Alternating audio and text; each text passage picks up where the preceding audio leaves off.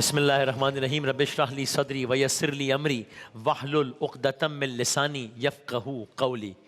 کل ایک واقعے کا اختتام ہوا جس میں یہ عرض کیا تھا، جس کا خلاصہ تھا کس طریقے سے حضرت موسیٰ علیہ السلام نے بنی اسرائیل سے بچھڑے کی پوجا کا خاتمہ کروایا۔ لیکن ہم نے آپ سے کل یہ عرض کیا تھا کہ آج اس داستان کا آغاز کریں گے کہ سورہ حمد کے بعد قرآن کریم کی دوسری سورہ آتی ہے سورہ بقرہ، یہی شہر رمضان الذی انزل فیہ القرآن، یہ سورہ بقرہ کا ہی پارٹ ہے، قرآن مجید کی سب سے بڑی سورہ۔ بقرہ یعنی گائے، تو یہ اس کے پیچھے ایک واقعہ ہے۔ سورہ بقرہ کا نام بقرہ کیوں ہے، گائے کا کیا واقعہ ہے، یہ آپ کی خدمت میں آج عرض کریں گے۔ کل جو واقعہ سنایا، اگرچہ آپ نے وہ کسی وجہ سے مس بھی ہو گیا ہو، تو آج ہم بات اس انداز سے آگے بڑھائیں گے کہ آپ بے ربط فیل نہ کریں۔ بنی اسرائیل کے پاس، موسیٰ علیہ السلام کی قوم کے پاس بڑی دلیل یہ تھی کہ بھائی آس پاس کی بہت ساری اقوام بھی گائے کو پوجتی ہیں، تو گائے اس لیے ہمارے لیے بھی مقدس ہے۔ کل جو واقعہ سنایا تھا کہ بنی اسرائیل نے ایک بچھڑے کے انجام کو دیکھ کر گائے کو انہوں نے سجدہ کرنے اور گائے کو پوجنے سے تو باز آ گئے تھے وہ، لیکن اس کی محبت ان کے دلوں میں تھی اور اتنی زیادہ تھی کہ قرآن کے بقول ان کے دل اس کی محبت بچھڑے کی محبت میں شرابور دے کر اب آگے بڑھ سکے۔ اور آگے بڑھتے ہوئے یعنی یہ کہا کہ حضرت موسیٰ علیہ السلام اس بات سے بخوبی واقف تھے۔ ایسے میں اللہ تعالیٰ نے ایک عظیم الشان تدبیر کی۔ کیا کیا؟ اب یہاں سے واقعے کا آغاز ہوتا ہے کہ بنی اسرائیل کے ایک بہت دولت مند شخص تھا بنی اسرائیل کا، ایک روز اس کی لاش ملی سر راہ۔ یہاں سے اس واقعے کا آغاز ہو رہا ہے۔ سورہ بقرہ کا نام بقرہ کیوں؟ بنی اسرائیل کا ایک شخص ہے، بہت دولت مند ہے، اچانک ایک روز اس کی لاش ملی سر راہ، قتل کر دیا گیا اس کو۔ ایک ہی وارث ہے اس شخص کا، وارث کون ہے؟ اس کا بھتیجا۔ اب اس شخص نے کیا کیا؟ یہ شخص روتا پیٹتا چلاتا بین کرتا موسیٰ علیہ السلام کی خدمت میں حاضر ہوا اور انصاف کا مطالبہ کرنے لگا کہ میرا یہ عزیز مار دیا گیا ہے، قتل کر دیا گیا ہے، دن دہاڑے قتل ہو گیا ہے، بے گناہ مارا گیا ہے، میرے ساتھ انصاف کیا جائے۔ انصاف کیسے ہو؟ کوئی گواہی نہیں ہے، انصاف کیسے ہو؟ رات کی تاریکی میں کسی نے اس کو قتل کر دیا ہے۔ ذرا کچھ تحقیقات ہوئی، تفتیش ہوئی، پوچھ گچھ ہوئی، آدمی کا ٹریک ریکارڈ بڑا اچھا معلوم ہوا کہ بڑا ایک شریف النفس آدمی تھا اور اس کی کوئی دشمنی بھی نہیں تھی۔ آدمی اگر کوئی اس طرح کا واقعہ تو ہم کہتے ہیں نا کہ بھائی کوئی دشمنی ہے، کوئی کیا ہے، کوئی دشمنی بھی نہیں ہے، آدمی بڑا شریف النفس ہے۔ معاملے کی مزید تحقیقات ہو رہی ہیں، ادھر معاملے کی تحقیقات ہو رہی ہیں، وہاں اس کا جو بھتیجا تھا، جو اکیلا وارث تھا، اس کا اصرار بڑھتا جا رہا ہے، اس کا واویلا بڑھتا جا رہا ہے۔ گویا وہ کہہ رہا ہو کہ بھائی اے موسیٰ علیہ السلام، آپ نبی ہیں، نبی کی موجودگی میں میرے ساتھ انصاف نہیں ہو رہا، میرے چچا کا قاتل نہیں پکڑا جا رہا۔ ایک صورتحال ڈیولپ ہو گئی، ورڈ سپریڈ ہونا شروع ہوا کہ بھائی اس طرح کی صورتحال ہو گئی ہے، اور یہ شخص ہے جو موسیٰ علیہ السلام سے مطالبہ کر رہا ہے کہ معلوم کیجئے کس نے مار دیا، کیا ہوا۔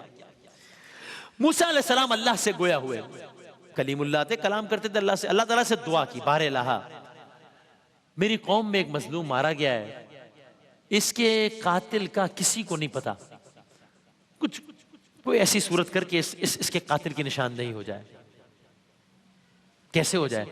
اس لیے کہ قتل کا تو کوئی گواہی نہیں تھا، یعنی اب یا تو قاتل خود آ کر بتایا کہ بھائی میں نے مارا ہے، یہ تو نہیں ہو رہا، مقتول زندہ ہو کر بتانے سے رہا کہ مجھے کس نے مارا ہے، یہ بھی نہیں ہو رہا، تو دونوں صورتیں ممکن نظر نہیں آ رہی۔ بس اللہ تعالیٰ کی جانب سے یہاں پر اس مقام پر ایک حکم نازل ہوتا ہے، اور وہ ایسا حکم ہے جو کہ اس داستان کو ایک نیا رخ دیتا ہے۔ وہ کیا؟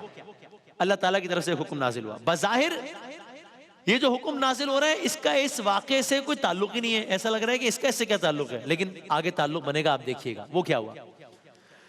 اللہ تعالیٰ نے حکم دیا کہ بنی اسرائیل ایک گائے ذبح کریں، گائے عربی میں بقرہ، اس واقعے کی بنیاد پر عرض کیا کہ سورہ کا نام سورہ بقرہ پڑا ہے۔ سب کیا ہوا؟ موسیٰ علیہ السلام نے اگلے روز سرداران بنی اسرائیل کو طلب کیا، سب آ جاؤ۔ اندازہ سب کو ہو گیا ہوگا کہ آج کل کی سب سے بڑی بریکنگ نیوز یہ ہے کہ ایک شخص کے قتل کا مسئلہ حل نہیں ہو رہا، وہ موسیٰ علیہ السلام کو اصرار کر رہا ہے۔ اب اگر موسیٰ علیہ السلام نے ہم سب کو بلایا تو اسی قتل سے متعلق کوئی پیش رفت ہوگی۔ ہو سکتا ہے انہوں نے سوچا ہو کہ موسیٰ علیہ السلام تحقیقات کے بعد کسی نتیجے پر پہنچ گئے، اب موسیٰ علیہ السلام اس مقدمے کا فیصلہ سنائیں گے کہ بھئی یہ قاتل ہے، یہ فیصلہ ہوا ہے۔ لیکن ہوا کیا؟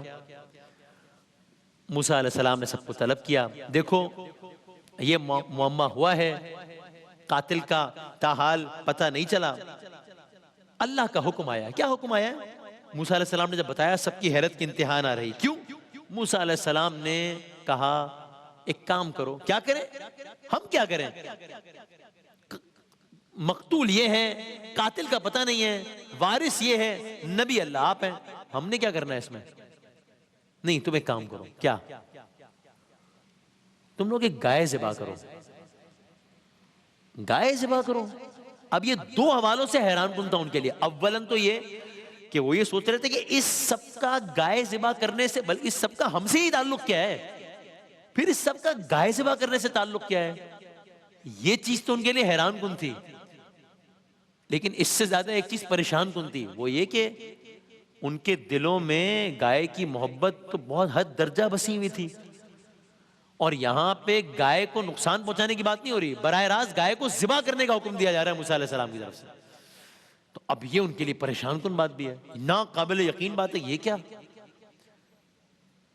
تو اب پہلا رد عمل کیا آیا بنی اسرائیل کے ان سرداران کی جانب سے؟ اچانک ان کے منہ سے جواب میں نکلا، نہیں، یعنی باقاعدہ کنورسیشن ہوئی، نہیں اے موسیٰ علیہ السلام، آپ شاید مذاق کر رہے ہیں، آپ شاید مذاق کر رہے ہیں۔ موسیٰ علیہ السلام نے فرمایا میں کیوں مذاق کرنے لگا؟ آگے کا اس قسم کا مذاق کرنا تو جاہلوں کا وتیرہ ہوتا ہے، اور میں کسی بھی قسم کی جہالت سے اللہ کی پناہ مانگتا ہوں، میں کیوں مذاق کرنے لگا؟ یہ اللہ کا حکم ہے۔ بنی اسرائیل نے کہا اچھا، یعنی پھر پوچھا یہ حکم آپ دے رہے ہیں، آپ کے رب نے دیا ہے؟ موسیٰ علیہ السلام نے فرمایا میرے رب نے میرے ذریعے تمہیں یہ حکم دیا ہے۔ ایک عجیب و غریب صورتحال پیدا ہو گئی۔ گویا اب تک تو معمہ یہ تھا، سب سے بڑا سوال یہ تھا کہ قاتل کیسے پکڑا جائے، اب سب سے بڑا سوال یہ ہو گیا کہ گائے کو ذبح یہ کیا کریں، کیسے کیا جائے؟ اب ان کا ریاکشن، انہوں نے بہانے بازی شروع کر دی اپنے طور پہ۔ دیکھیں اے موسیٰ علیہ السلام، ہم اپنے رب کا حکم ہرگز نہیں ٹالیں گے، لیکن گائے تو بہت ساری ہوتی ہیں، اب یہ ہیلے بہانے سوالات، گائے تو بہت ساری ہوتی ہیں، الگ الگ رنگوں کی ہوتی ہیں، الگ الگ اقسام کی ہوتی ہیں، الگ الگ قد کاٹ کی ہوتی ہیں، الگ الگ ایج گروپس کی ہوتی ہیں، کچھ دودھ دیتی ہیں، کچھ کھیتوں میں ہل چلاتی ہیں، تو ہم کیا کریں؟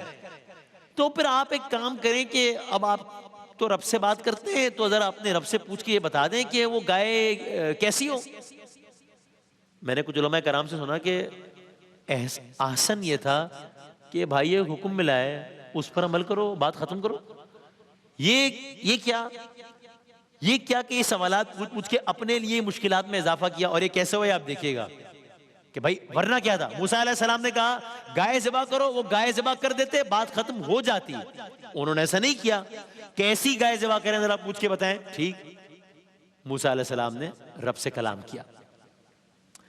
اب جب کلام کیا جواب آیا، اللہ نے کہا دیکھو پھر اب جب پوچھا ہے تو سنو، وہ گائے ایسی ہو جو نہ بوڑھی ہو، وہ گائے ایسی ہو جو نہ بچیا ہو، جوان ہو، صحت مند ہو۔ چلیں، اب جب یہ میسج کمیونیکیٹ ہوا کہ آپ نے تو پوچھا تھا کہ گائے کیسی ہونی چاہیے تو ایسی ہونی چاہیے، اب تکلیف میں اور اضافہ ہو گیا۔ کیوں؟ بھائی اس دور میں، بلکہ ہر دور میں، جس گائے کی پوجا کی جاتی تھی وہ صحت مند ہوتی تھی، تندرست ہوتی تھی، توانا ہوتی تھی، جوان ہوتی تھی۔ تو اب یہ تو ایگزیکٹلی اسی قسم کی گائے کا بتا دیا گیا ہے، تو نہ پوچھتے بھائی، اب پوچھا ہے، یہ ہے جواب۔ اب کیا کیا گائے ذبح کر دی کہ چلو اب تو ہم نے ہی پوچھا تھا کیسی گائے چاہیے، بتا دیا، ذبح کر دیتے ہیں؟ نہیں، بنی اسرائیل نے اللہ کا حکم سن کر اس بات پر عمل نہ کر کے اس جگہ سوالات کی راہ تو اپنا ہی۔ اگر وہ پہلے حکم پہ گائے ذبح کر دیتے تو بات آگے نہ بڑھتی۔ بہرحال اب انہوں نے خود ہی سوالات پوچھ کر اپنے لیے ایک آسان کام کو مشکل بنا دیا۔ تو اب وہ تمام گائے جو بچیاں تھی اور وہ تمام گائے جو بوڑھی ہو گئی تھی، وہ اب لسٹ سے نکل گئی ہیں، شارٹ لسٹ ہو گئی۔ اب صرف جوان گائے لسٹ میں رہ گئی ہے، اب بھی نہیں ذبح کر رہے ہیں۔ اگلا سوال کر رہے ہیں، کیا جوان گایاں بھی بہت سے رنگوں کی ہوتی ہیں، کوئی کسی رنگ کی ہوتی ہے، کوئی کسی رنگ کی ہوتی ہے. تو ذرا پوچھ کے بتائیے کہ جوان گایوں میں کیسی گائے ہو. مزید مشکلات پیدا کر رہے ہیں. سوال کیا، جواب آیا، اللہ نے ان پر مزید شکنجہ تنگ کر دیا یہ کہہ کر اس گائے کا رنگ زرد ہو اور گائے اتنی خوبصورت ہو، اتنی حسین ہو کہ بس اس پر نظر جم کے رہ جائے. مزید مشکلات پیدا ہو گئی. ہو کیوں؟ اقوام جس گائے کی پوجا کرتی تھی اس کے لیے ایسی ہی گائے منتخب کی جاتی تھی. اب یہ مزید مشکل ہو گیا معاملہ، مزید اسپیسیفک ہو گیا، مزید شارٹ لسٹ ہو گئی. اب بھی باز نہیں آئے، پھر سوال کر رہے ہیں. اب کیا سوال ہے؟ ٹھیک ہے گائے ہونی تو زرد رنگ کی چاہیے، لیکن ایسی زرد رنگ کی گائے کی بھی اقسام تو بہت ہوتی ہیں. کیا مطلب؟ کچھ گھروں میں دودھ دینے کے لیے ہوتی ہیں، کچھ سے کھیتوں میں کام لیا جاتا ہے، کچھ کو بیل گاڑیوں میں استعمال کیا جاتا ہے. یہ وہ بنی اسرائیل ہے جن پہ موسیٰ علیہ السلام کے کتنے احسانات ہیں، جن کو موسیٰ علیہ السلام نے کس کس مشکل سے نہیں نکالا. آج ایک گائے ذبح کرنے پر یہ سوال پہ سوال، سوال پہ سوال کیے جا رہے ہیں اور اپنے لیے مشکلات کا سامان کیے جا رہے ہیں. یہ تیسرا سوال ہو، اس کا بھی جواب آیا، مزید گھیرا تنگ ہوا. اب کیا جواب آیا؟ ٹھیک ہے سوال کیا، جواب لو. وہ گائے اب جاؤ، اب ایسی گائے تلاش کرو جو نہ کھیتوں میں کام کرتی ہو اور نہ اس کے ذریعے کنویں سے پانی نکالا جاتا ہو، یعنی وہ کوئی کام نہ کرتی ہو. اب تو معاملہ بالکل ہی بگڑ گیا ان کے لحاظ سے، بالکل ہی بگڑ گیا. چونکہ اب تو سیدھی سیدھی بات، اب بھائی وہ گائے جو کوئی بھی کام نہ کرتی ہو. یہ کون سی گائے ہوتی ہے جو کوئی بھی کام نہیں کرتی؟ مقدس گائے ہوتی ہے جو کوئی بھی کام نہیں کرتی. اس زمانے میں تو اس کو تو پوجا کرتے تھے، اسے کام تھوڑی کرواتے تھے. اب سوالات جوابات ختم ہو گئے، شاید اس لیے ختم ہو گئے کہ مزید سوالات کی گنجائش نہیں تھی. اب تو بات ہی ختم ہو گئی تھی ساری. اب اس پر عمل کرنے کا مرحلہ آ گیا. لیکن اب جب بات ایسی گائے پر آ گئی کہ جو کہ مقدس ترین تھی ان کے یہاں، تو اب انہوں نے اس پر عمل کیا ہے یا منع کیا؟ کلرز کریں گے انشاءاللہ.